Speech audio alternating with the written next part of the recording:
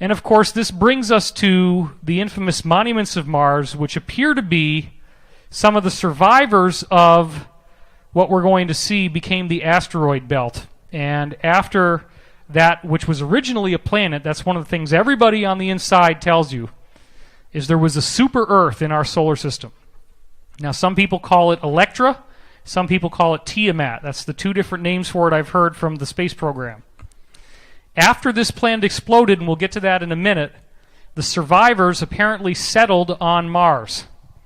And Mars had been largely damaged because Mars was an Earth-like moon orbiting this super-Earth, but it still had enough ocean and atmosphere left that it could be lived on, predominantly through underground bases, and they were able to rebuild it for a while and built up a civilization. Now, this is the original picture from NASA frame 35A16, I believe it is, or 35A73, that shows what appears to be a face. And this has been widely attacked, but as you can see here, it clearly is casting a shadow.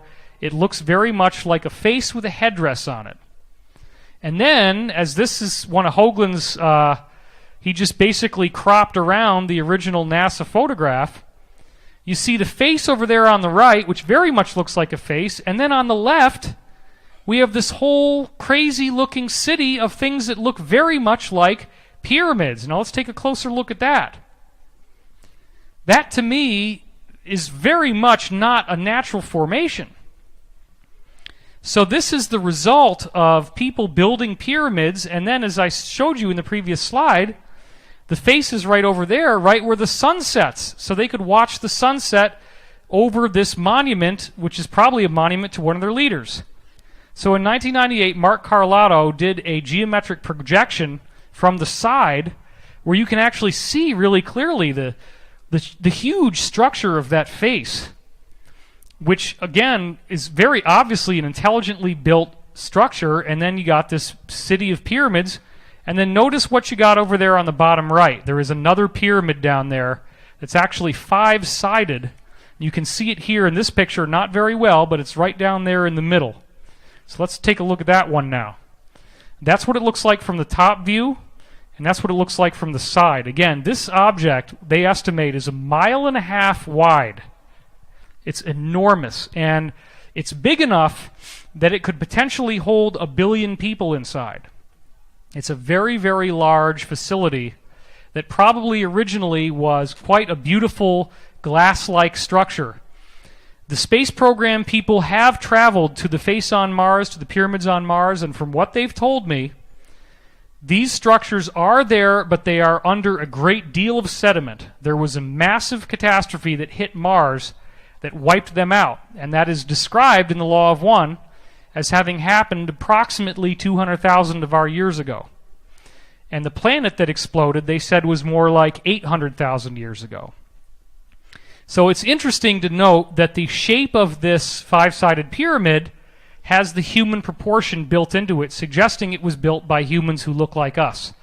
Because there's the Vitruvian Man that just drops right in perfectly into the shape of that pyramid. Isn't that interesting?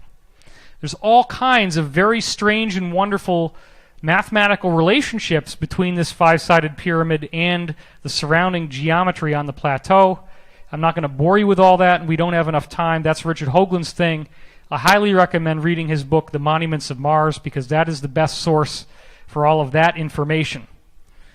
Then NASA comes out in 1998 and tries to debunk this whole thing by releasing what Art Bell called the cat box, in which they washed out the blacks and whites, they washed out the contrast, and sent us this image on the left to say, all these people that think it's a face, they don't know what they're looking at. That was disinformation, folks. That thing on the left doesn't look anything like what I showed you and the very beautiful shadows that it cast on the original NASA slides. Why? Because they don't want us to know that they already have a base on Mars. They've had it since the Nazis originally settled on Mars, believe it or not, as early as the late 1930s, early 1940s. The Nazis had already landed on Mars. They had some huge problems. They tried originally to settle around the equator, but there's these electrical storms that EMP'd all their systems, fried their systems.